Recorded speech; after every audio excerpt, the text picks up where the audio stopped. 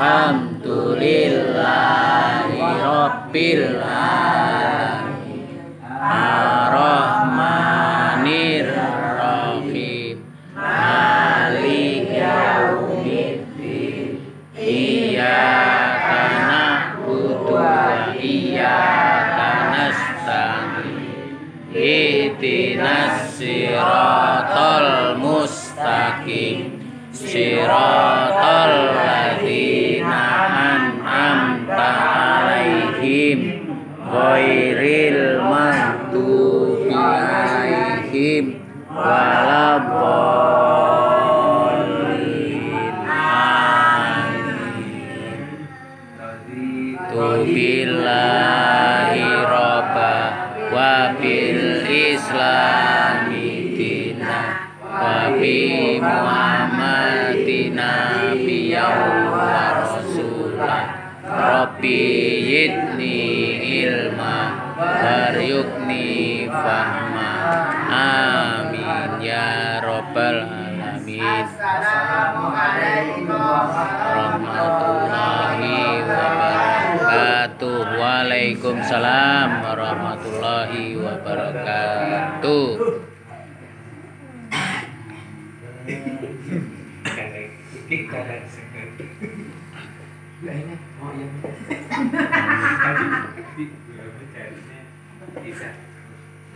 Ya udah ketemu kan? Ya. Awali sih mas. Iya. Nih. Mak Gogor lagi. Ya dari cerita jadi Bapak Gogor ya. Asal. Ya. Assalamualaikum warahmatullahi wabarakatuh. Waalaikumsalam warahmatullahi wabarakatuh. Kita akan melihat video tentang kisah dalam Al-Qur'an. Ya, Al-Qur'an. Nanti di sini kita akan tahu apa arti dari isi Al-Quran, ya. Dan sekarang, sebelum melihat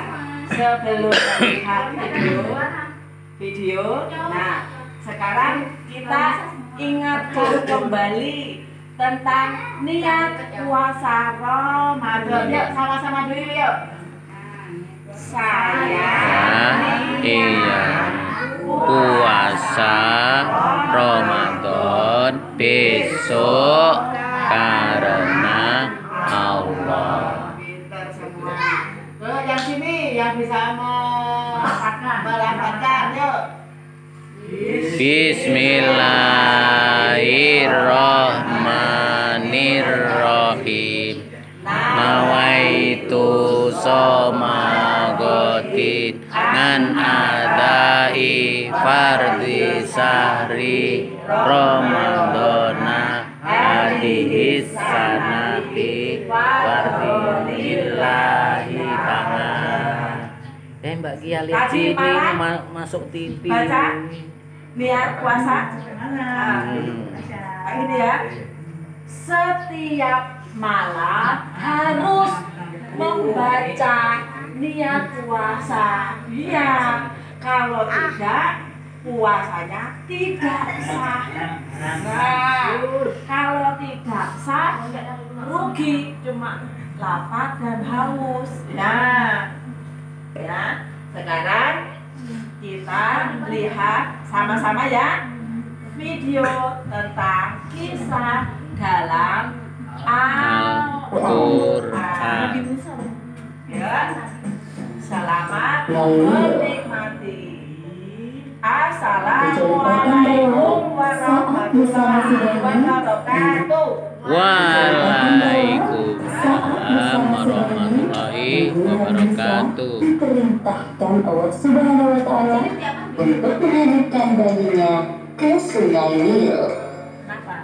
Hingga akhirnya bayi Musa ditemukan oleh keluarga Fir'aun dan diangkat menjadi anak yang kelak saat dewasa menghancurkan kekuasaan kekuasaan Fir'aun. Musa lahir di Mesir pada masa pemerintahan Fir'aun. Fir'aun adalah raja yang sangat sombong dan semena-mena terhadap rakyatnya. Bahkan dia mengaku sebagai Tuhan.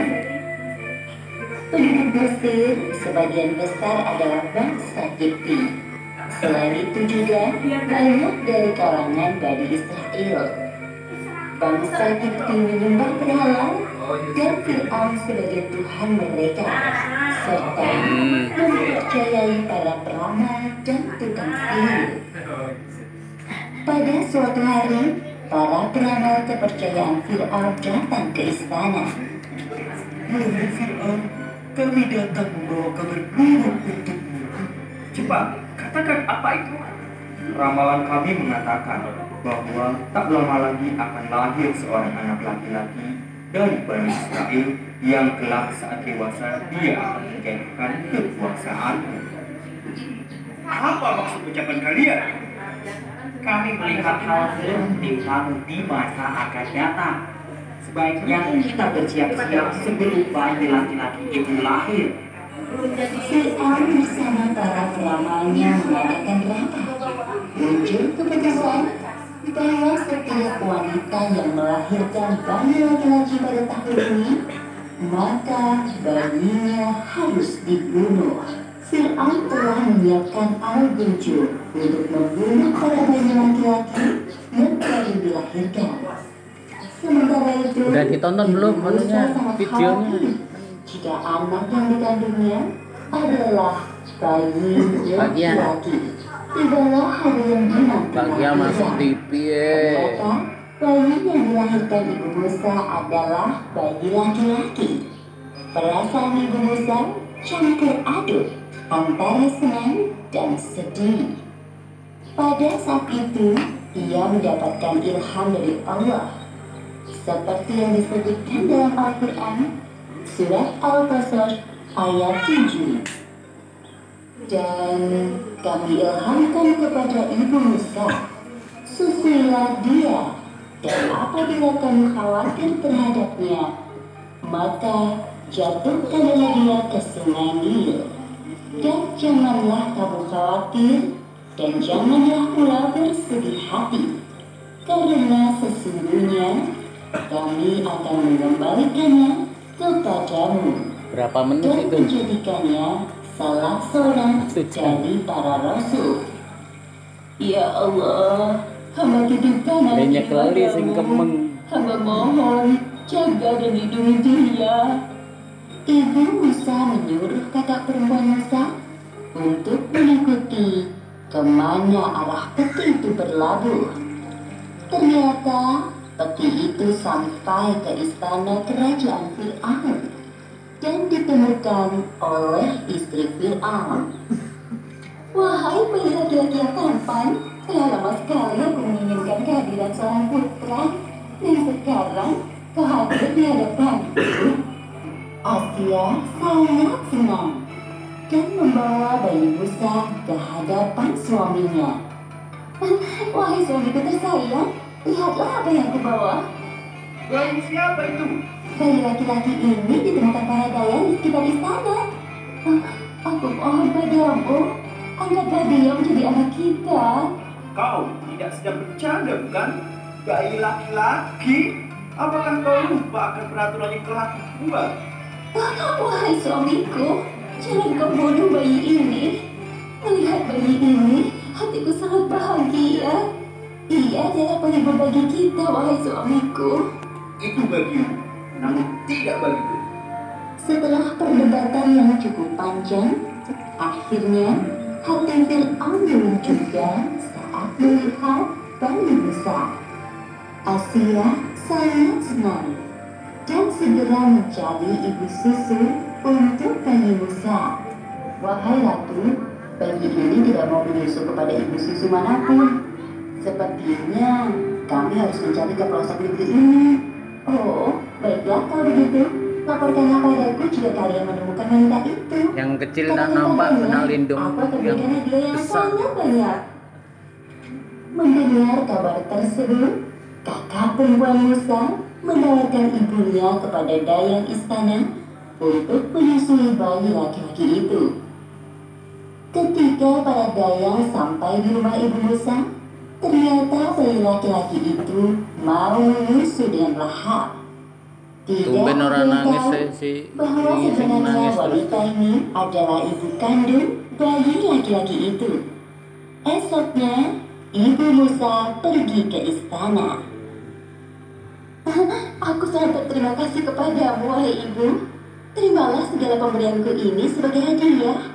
Dan aku mohon padamu, tinggallah di istana ini selama masa menyusui Musa. Wahai ratu, maaf sekali, saya tidak bisa tinggal di istana ini karena ada keluarga yang membutuhkan saya di rumah. Jika diperbolehkan, biarkan bayi ini saya bawa sampai masa persusuan berakhir. Oh, baiklah kalau begitu, tidak ada pilihan lain. Ibu Musa meninggalkan istana bersama bayi Musa dengan perasaan bahagia. Seperti yang disebutkan dalam Al-Quran, Surat Al-Qasas ayat 13. Maka kami kembalikan Musa kepada ibunya, supaya senang hatinya dan tidak berduka cita, dan supaya ia mengetahui bahwa janji Allah itu adalah benar. Tetapi kebanyakan manusia tidak mengetahuinya. Setelah masa menyusui Musa berakhir, ibu Musa menyerahkan Musa kecil ke tengah-tengah keluarga Fir'aun. Wahai suamiku, lihatlah Musa. Lucu sekali dia. Tidakkah kau ingin menggendongnya? Bawa kemari anak itu. Fir'aun menggendong Musa kecil di pelukannya. Lalu Musa menarik jenggot Fir'aun sampai tercabut dan berdarah. Seketika itu Fir'aun melepaskan Musa dari pelukannya. Dasar anak nakal. Aku yakin anak ini yang akan menjatuhkan kekuasaanku kelak. Sabarlah wahai suamiku, dia hanya anak-anak. Wahai pengawal, siapkan pedang yang tajam. Besok akan aku bunuh anak ini. Asia berpikir bagaimana cara agar suaminya tidak jadi membunuh Musa. Kemudian Asia mendapatkan sebuah ide. Wahai suamiku, sebelum kau bunuh Musa, biarkan aku buktikan kepadamu bahwa Musa hanya anak-anak yang suka bermain. Apa yang ingin kau buktikan? Tingkahnya hanya membuat kesal dan marah. Asia menyiapkan sepiring roti dan bara api. Lalu dia menyuruh Musa memilih salah satu di antara keduanya. Ternyata Musa kecil memasukkan bara api ke dalam mulutnya. Sontak Musa pun kepanasan dan lidahnya terbakar. Perhatikanlah wahai suamiku, jikalau Musa yang sudah bisa berpikir, tentu dia akan memilih roti yang lezat itu. Tolong, urungkanlah niatmu untuk membunuhnya. Dari peristiwa itu, Fir'aun percaya bahwa Musa hanyalah anak-anak seperti pada umumnya. Lalu, Musa kecil diasuh keluarga Fir'aun sampai usianya beranjak dewasa.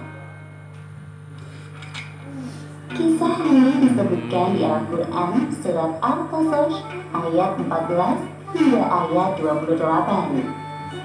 Diceritakan bahwa selama tinggal di istana Fir'aun, Musa mempelajari berbagai ilmu pengetahuan. Musa dewasa tumbuh menjadi orang yang cerdas dan tahu bahwa dirinya bukanlah anak Fir'aun, melainkan keturunan dari Bani Israel. Demikianlah cara Allah memberikan pengetahuan Pakai Kredivo, dapatkan semua dengan bebas 1 bulan cicilan. Yuk, download Kredivonya. Biasa pakai sponsor gitu.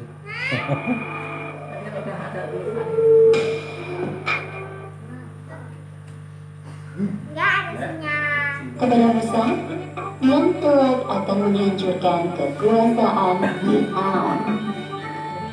Ketika sedang berjalan-jalan, Musa melihat dua orang laki-laki sedang berkelahi. Satu orang Kipti, yaitu penduduk asli Mesir, dan satunya lagi dari kalangan Bani Israel. Musa pun mendekati mereka berdua. Wahai Musa, tolonglah aku. Musa berniat membantu karena kasihan melihat kaumnya sedang terdesak. Musa meninju wajah orang Kipti dengan sekali pukulan. Tak disangka orang tersebut jatuh dan langsung meninggal dunia. Ya Allah, aku terpengaruh bisikan setan. Tolong ampuni perbuatanku.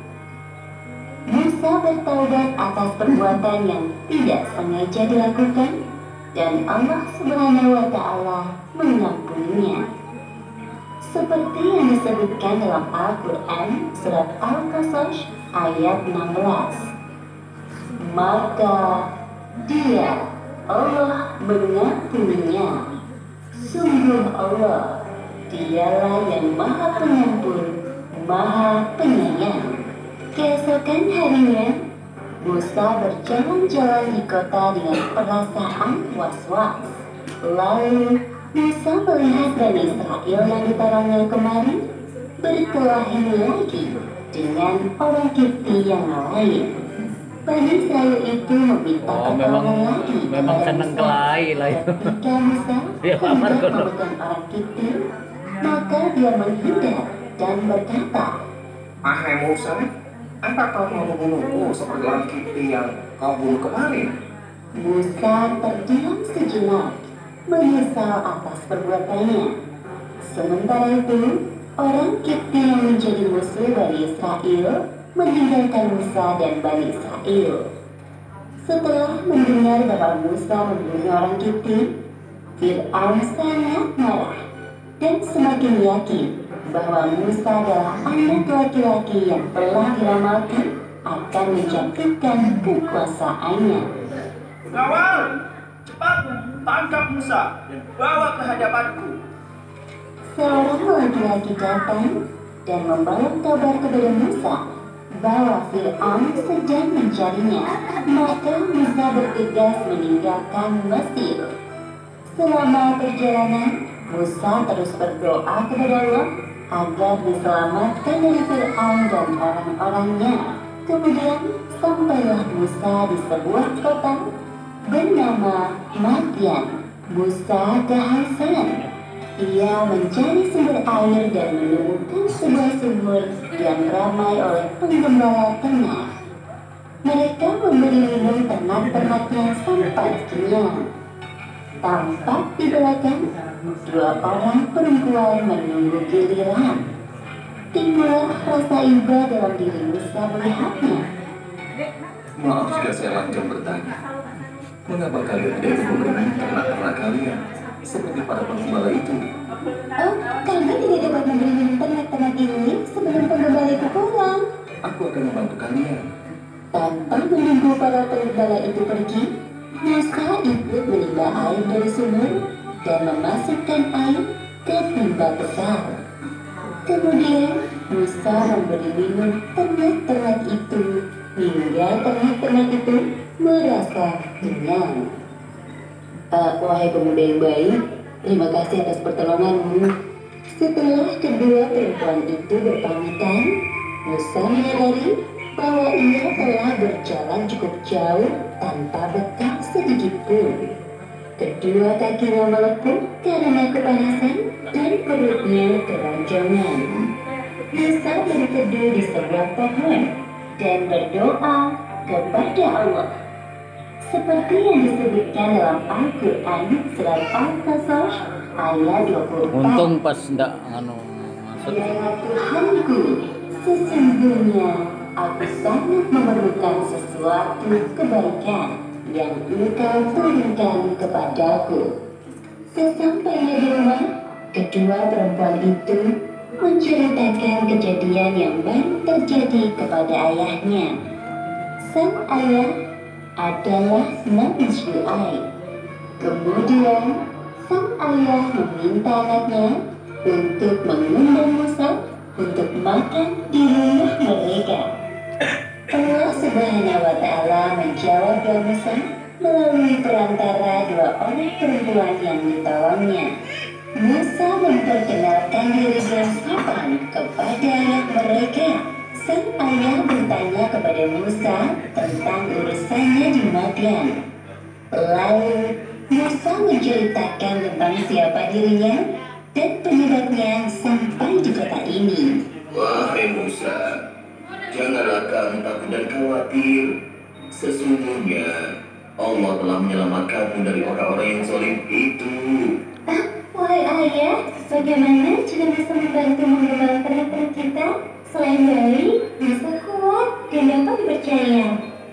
Nabi Syuaib mempunyai usulan lain yang lebih baik, seperti yang disebutkan dalam Al-Quran surat Al-Qasas ayat 27.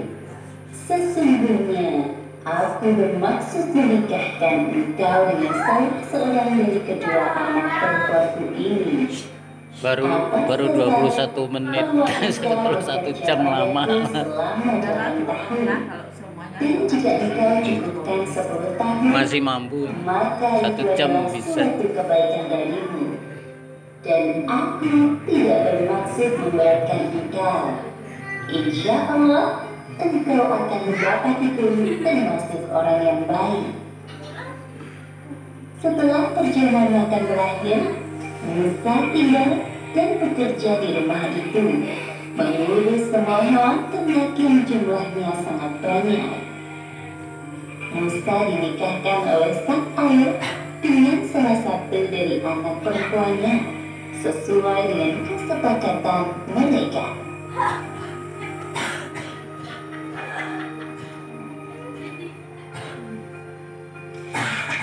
Kisah ini disebutkan dalam Al-Quran surat Thaha ayat 11 hingga 41.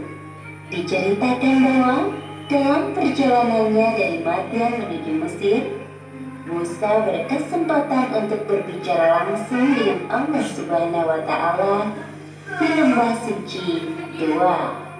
Pada saat itulah Musa diangkat menjadi nabi sekaligus rasul oleh Allah Subhanahu wa Ta'ala. Kurang lebih 10 tahun lamanya Musa hidup di Madian setelah menyelesaikan kesepakatan dan tugas dari ayah mertuanya. Musa beserta keluarganya pergi ke Mesir. Tibalah mereka di sebuah lereng gunung. Langit tampak semakin gelap dan udara terasa dingin.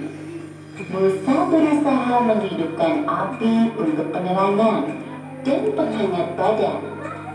Namun api sulit menyala. Berkali-kali mencoba, hasilnya tetap sama. Tunggulah kalian di sini. Aku melihat cahaya di sebelah sana. Barangkali itu nyala api yang dapat menghangatkan tubuh kita. Baiklah, wahai suami itu, kami akan menunggu di sini.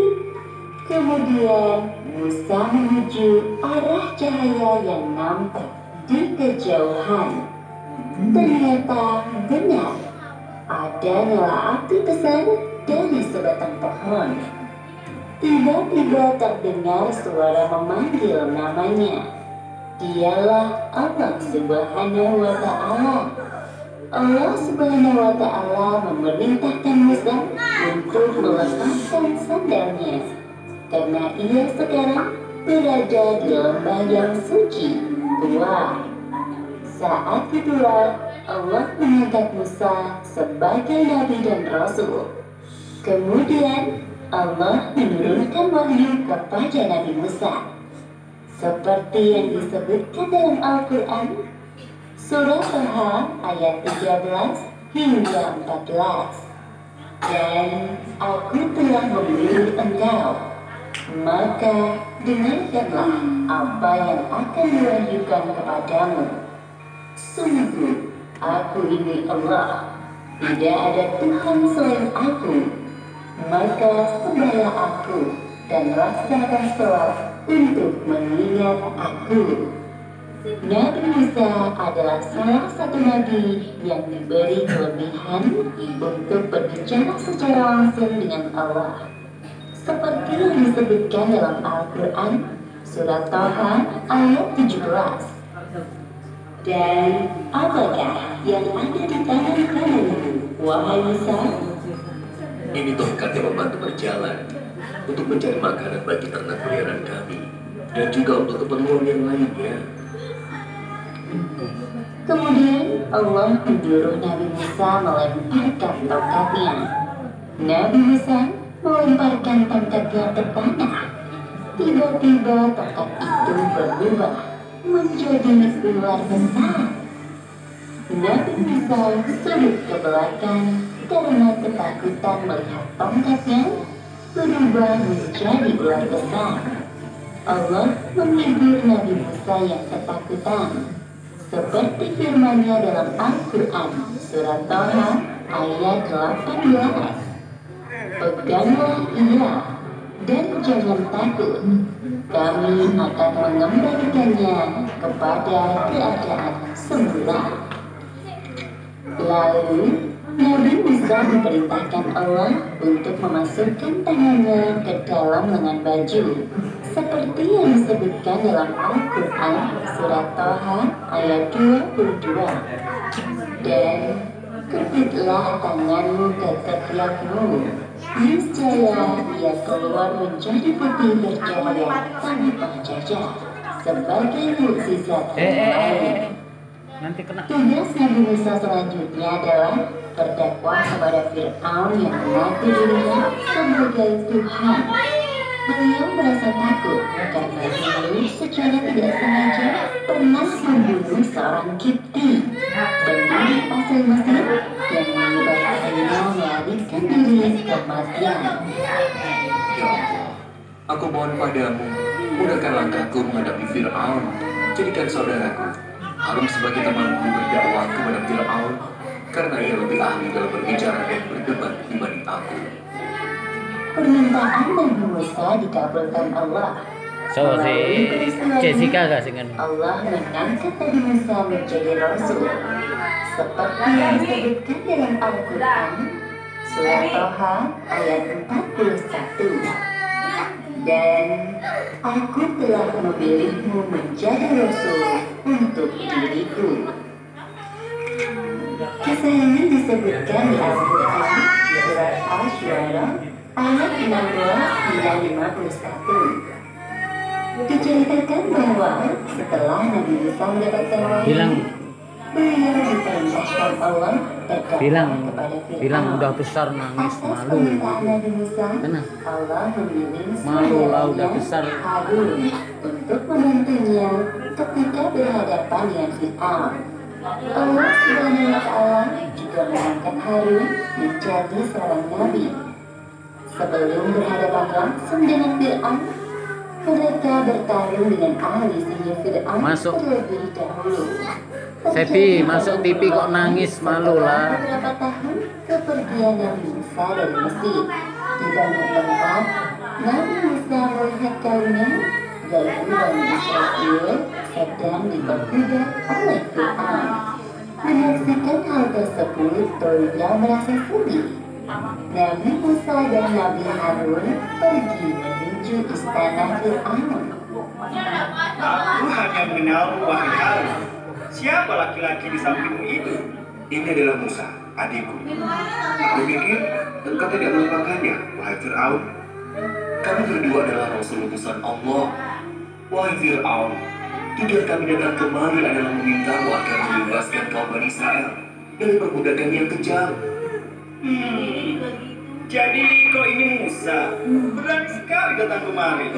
Ingatkah dirimu bahwa kami telah mengasuhmu dari masa kanak-kanak sampai dewasa dengan fasilitas yang mewah? Lalu setelah membunuh kamu, kau malah melarikan diri. Sekarang kau datang dan meminta hal yang tidak masuk akal. Dasar tidak tahu berterima kasih. Perlakuan Fir'aun saat mengasuh Nabi Musa saat kecil tidak sebanding dengan penyiksaan yang dilakukannya kepada kaum Bani Israel.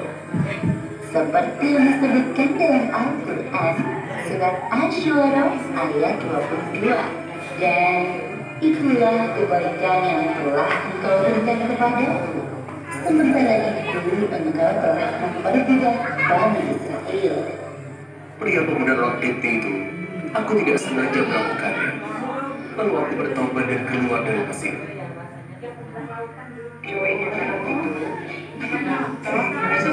Balikin aja. Untung di Shopee ada garansi bebas pengembalian. Berubah pikiran, balikin aja. Udah sesuai, balikin aja. Rusak, balikin aja. Gampang. Shopee garansi. Kemudian aku bertemu dengan Tuhan semesta alam. Tuhan pula yang menganugerahkan ilmu dan kerasulan padaku. Siapa yang kau maksud Tuhan semesta alam itu? Aku yang telah memberikannya semua ilmu kepadamu. Jadi, akulah Tuhanmu. Dialah Allah Subhanahu wa Ta'ala. Benar apa yang dikatakan Musa. Allah adalah Tuhan semesta alam yang menciptakan langit dan bumi beserta segala isinya. Omong kosong. Pandai sekali kalian membuang. Wahai Fir'aun, Dia Allah adalah Tuhanmu dan Tuhan nenek moyang kita dahulu. Sungguh, Tuhanmu telah salah dengan mengutus rasul-rasul yang gila seperti kalian. Dia Allah adalah Tuhan penguasa timur dan barat, serta apa yang ada di antara keduanya. Dengarkan baik-baik, wahai Musa dan Harun, jika kalian menyembah Tuhan selain aku, maka penjara tempat kalian selanjutnya. Nabi Musa dan Nabi Harun berdebat dengan santun dan suara yang lembut. Walaupun Fir'aun mengancam akan memasukkan keduanya ke dalam penjara, tidak ada rasa takut sedikit pun, karena mereka yakin selalu berada dalam lindungan Allah Subhanahu wa Ta'ala. Wahai Fir'aun, apakah engkau akan tetap memenjara kami jika aku perlihatkan bukti-bukti kerasulanku? Baiklah, tunjukkan kepada kita semua yang ada di ruangan ini. Semua orang menunggu apa yang akan dilakukan oleh Nabi Musa. Nabi Musa melemparkan tongkatnya, dan tiba-tiba tongkat itu berubah menjadi ular yang besar. Semua orang yang melihat merasa ketakutan. Takutkan sekali.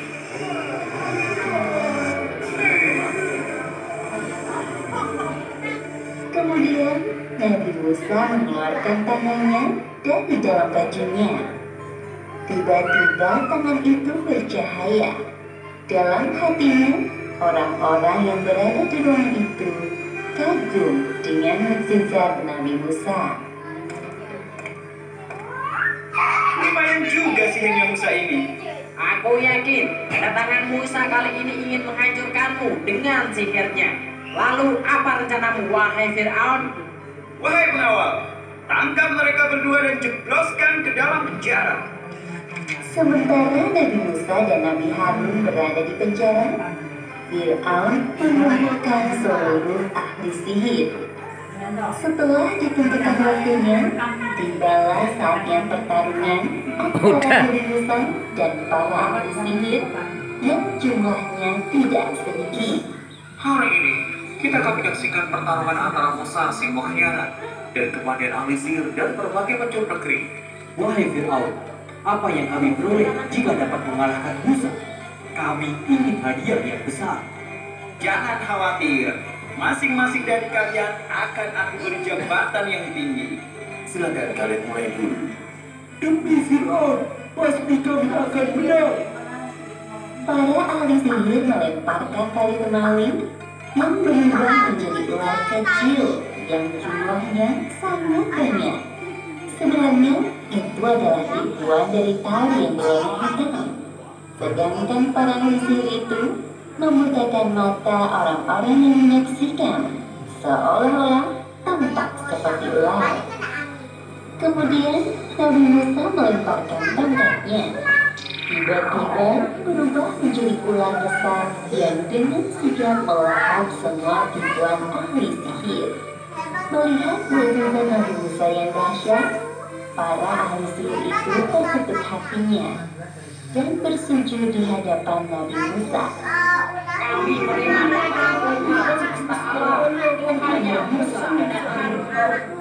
Mengapa kalian beriman kepada Musa tanpa izin dariku?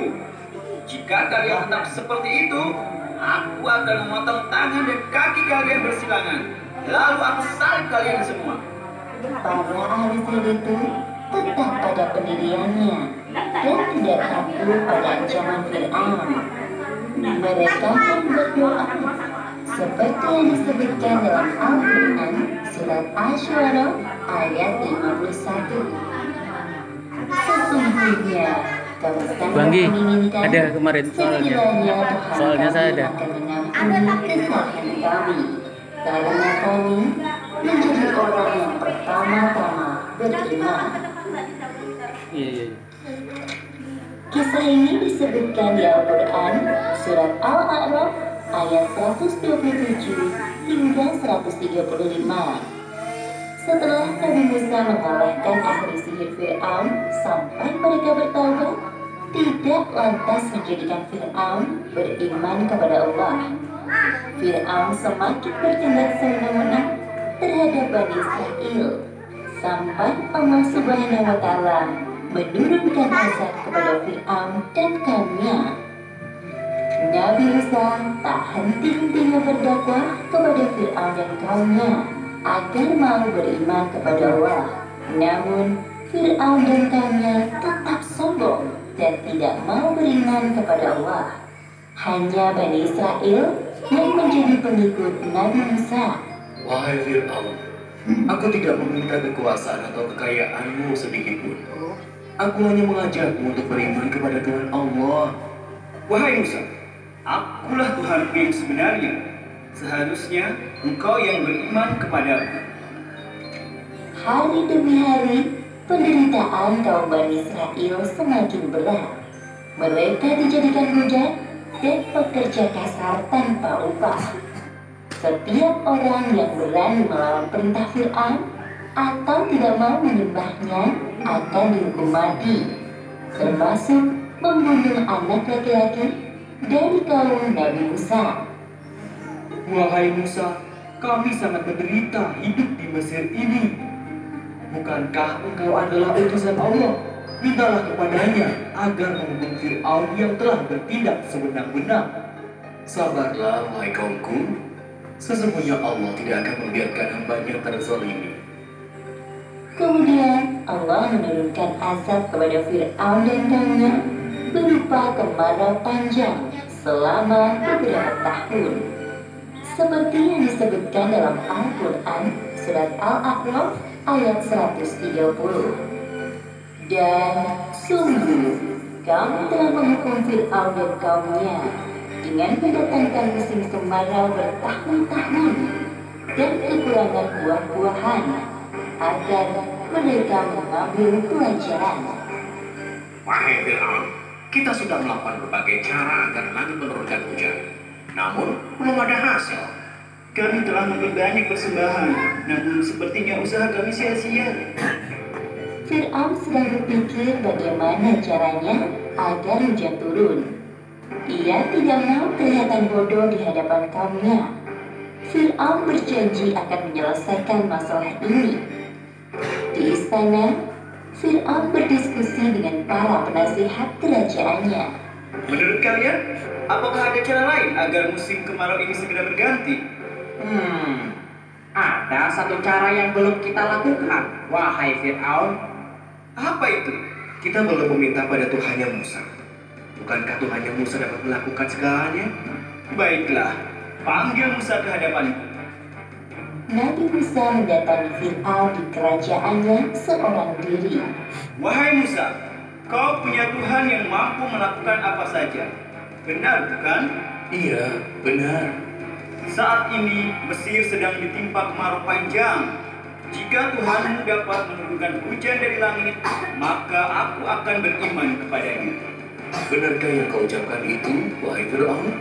Tentu, jika Tuhanmu dapat melakukan apa yang tidak bisa aku lakukan, aku akan beriman kepadanya. Semua orang yang ada di sini saksinya. Baiklah kalau begitu. Nabi Musa berdoa kepada Allah di hadapan Fir'aun dan para penasihat kerajaan. Ya Allah, Zat yang menahan hujan, turunkanlah hujan untuk masyarakat Mesir. Sebelum sampai Nabi Musa menurunkan tangannya, hujan turun dengan derasnya. Ah, hujan? Ore, Itu suara hujan. memang sudah sekarang saatnya hujan turun. Fir'aun mengingkari janjinya. Ia tidak memuji Allah, malah mengatakan hal yang kufur. Nabi Musa sangat kecewa dengan sikap Fir'aun dan kaumnya. Namun, beliau tidak patah semangat dalam berdakwah. Wahai kaumku, ketahuilah bahwa hanya ada satu Tuhan yang pantas disembah. Dia Allah SWT. Ikutlah denganku dan surga balasan keimanan kalian. Namun, jika kalian lebih memilih menyembah selainnya, aku takut Allah akan menurunkan azab yang lebih pedih kepada kalian.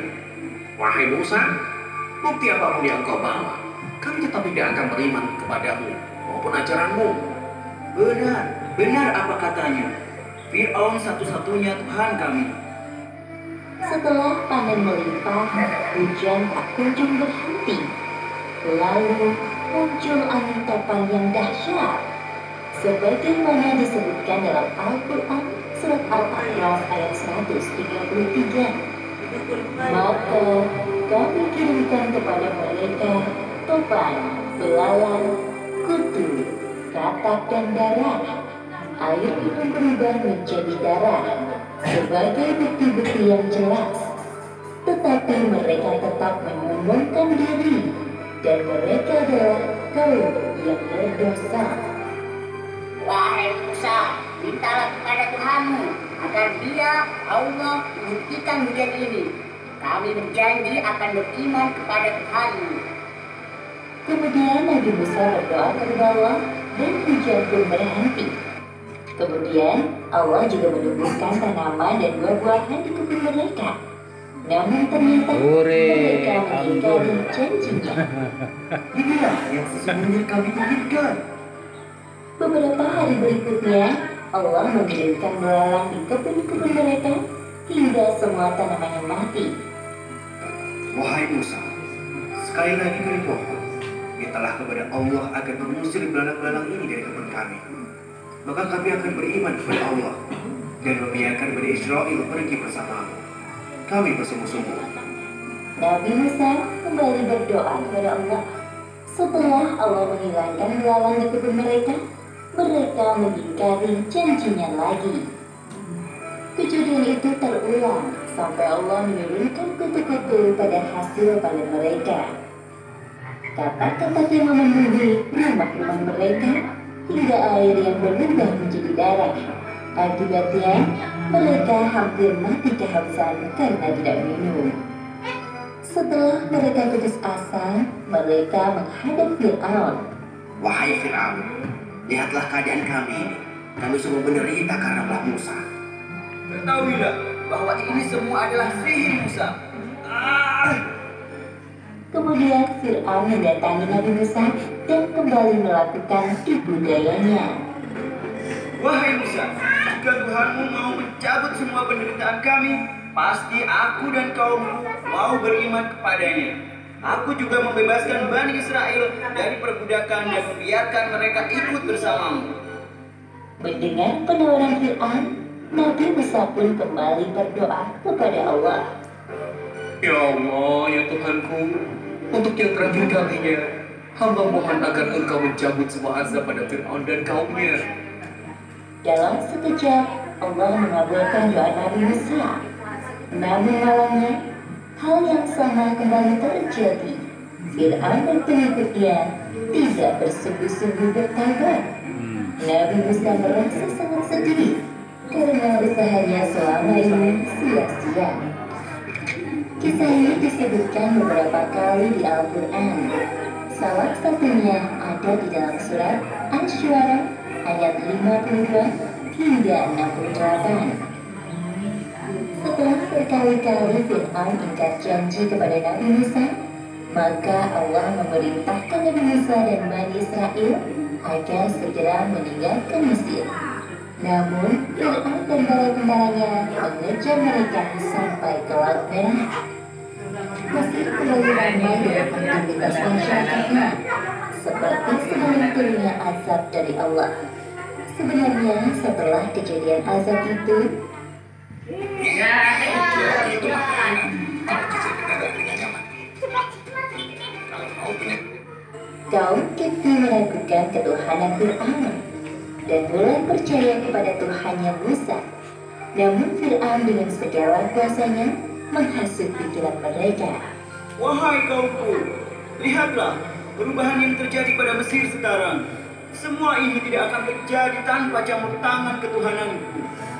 Buktinya, walaupun musibah datang secara bertubi-tubi, tanah pertanian kita tambah subur, sungai-sungai tidak pernah kering, dan pastinya buah-buahan masih melimpah. Orang-orang membenarkan ucapan Fir'aun dalam hati mereka. Lain halnya dengan kondisi kaum Nabi Musa. Bani Israel semakin tersiksa oleh perbudakan yang dilakukan kaum Kipti. Akhirnya mereka berduyun-duyun mendatangi Nabi Musa. Wahai Musa, kami sudah tidak tahan lagi hidup di sini. Apakah sebaiknya kita pergi saja dari Mesir? Ya, aku setuju. Kita pergi saja dari sini. bersabarlah, wahai kaumku. Kemudian Nabi Musa berdoa kepada Allah agar diberikan solusi atas permasalahan kaumnya. Seperti yang disebutkan dalam Al-Quran surat Asy-Syu'ara ayat 52. Dan kami wahyukan, perintahkan kepada Musa, pergilah pada malam hari dengan hamba-hambaku Bani Israil, sebab pasti kamu akan dikejar. Malam harinya, Nabi Musa dan Bani Israil pergi meninggalkan Mesir secara sembunyi-sembunyi.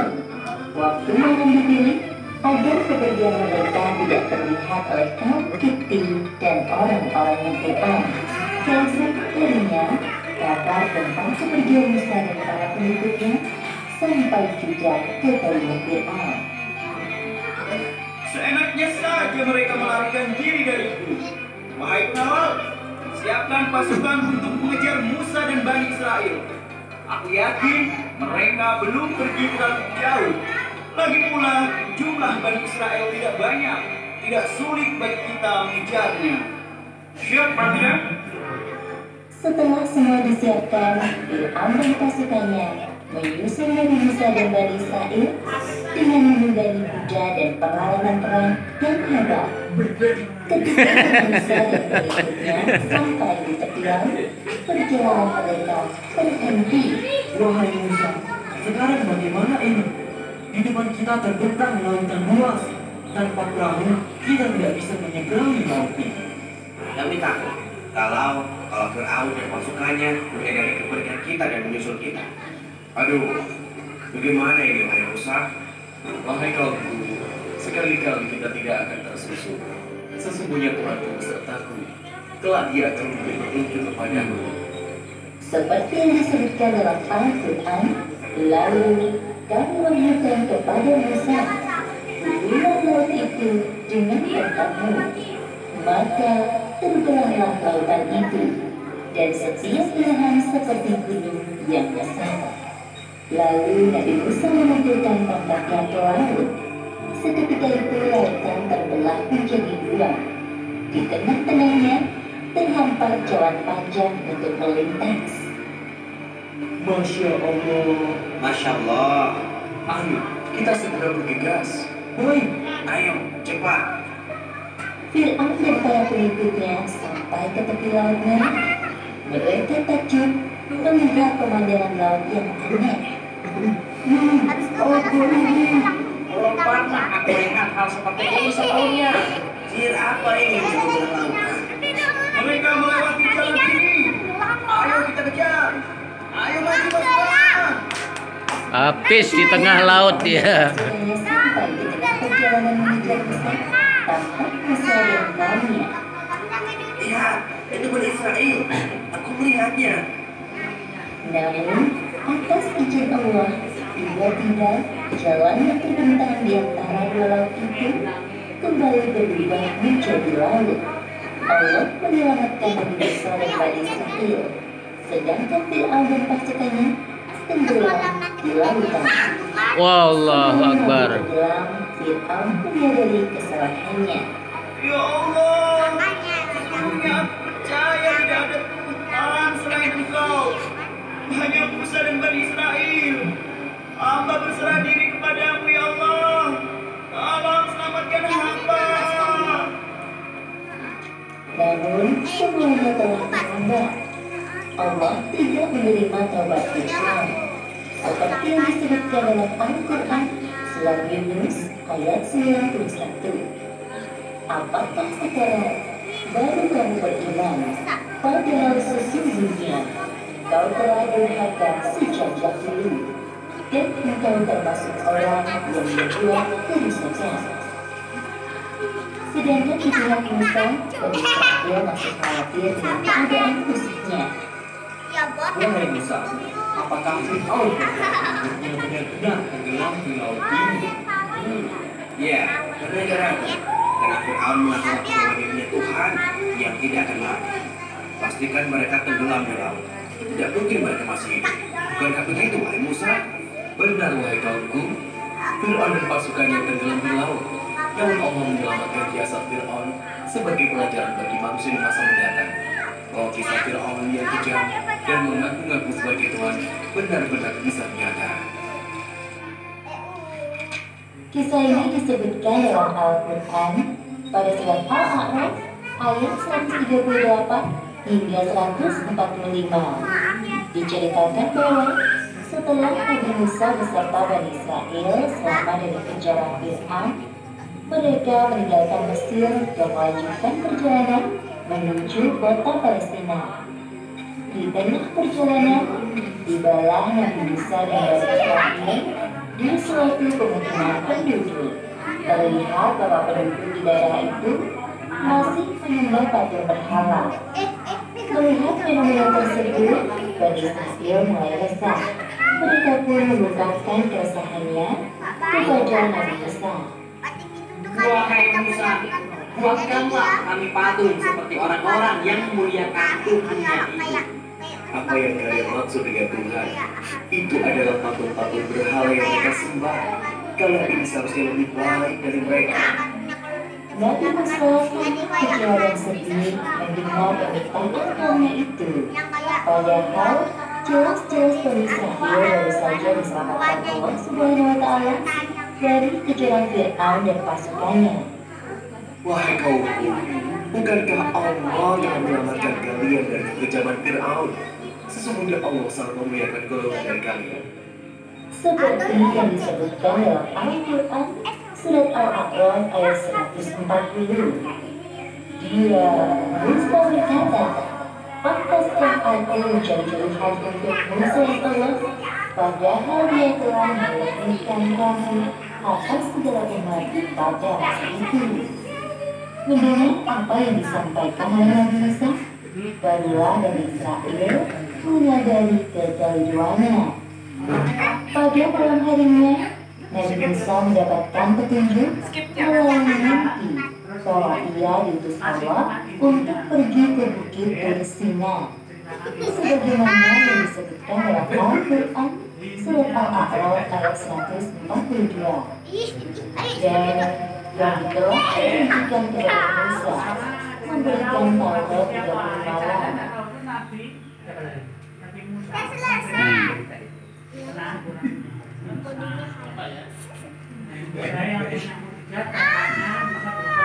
Nggak bisa lagi dia.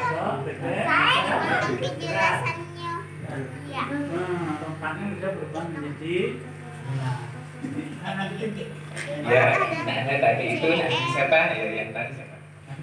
Cerita Nabi Nabi Musa alaihi salam. Nabi Musa salah satu mukjizatnya bisa membelah lautan dan diberi kekuatan oleh Allah. Nabi Sulaiman. Nabi Musa diberi kekuasaan mukjizat, Memiliki tongkat. kekuasaannya tetap milik Allah. Mukjizat itu dari Allah. Nabi Musa yang menjalankan itu kaki tongkatnya Nabi Musa itu bisa membelah lautan dengan izin Allah, kekuatan Allah Subhanahu wa Ta'ala. Ya. Kita Nabi Muhammad banyak, salah satunya bisa pada satu perang tentara kehabisan air. Mau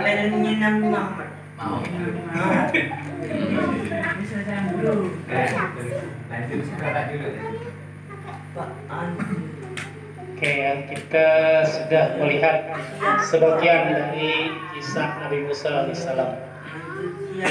Jadi Nabi Musa ini adalah diutus untuk siapa? Nabi Musa diutus oleh Allah untuk siapa?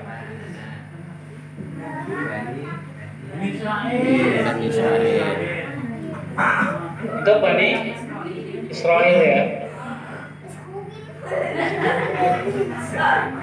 Oke, itu yang pertama. Jadi Nabi Musa diutus untuk kaum Bani Israel. Ya. Oke. Terus kenapa Nabi Musa itu atau hampir semua para nabi itu biasanya mereka sebelum diutus menjadi nabi mereka melakukan pekerjaan yang disebut menggembala kambing. Ya. Kenapa? Ya. Jadi kan banyak tuh ya. Nabi Muhammad menggembala kambing juga. Nabi Musa hampir, Nabi Isa juga sama. Jadi pekerjaan mengembala itu salah satu yang bisa membentuk kesabaran. Ya, maka semuanya dimulai dari situ. Bayangkan kalau kita punya kambing sampai ratusan kira-kira gimana aturnya kan? Ini perlu kesabaran. Ya, perlu kesabaran yang luar biasa. Nah ini sehingga dengan modal kesabaran itu para nabi itu sukses mengemban perintah dari Allah Subhanahu wa Ta'ala, menyampaikan perintah pada Allah Subhanahu wa Ta'ala kepada umatnya. Oke, terus dengarkan Firaun itu sebenarnya siapa sebenarnya? Firaun? Sabar, sabri, hadis, dengarkan. Firaun itu sebenarnya adalah bapak angkatnya ya. Jadi bawa angkatnya. Jadi ketika itu para tukang sihirnya ya menafsirkan tentang mimpi ya Firaun itu, maka selanjutnya Firaun akan membunuh setiap bayi laki-laki yang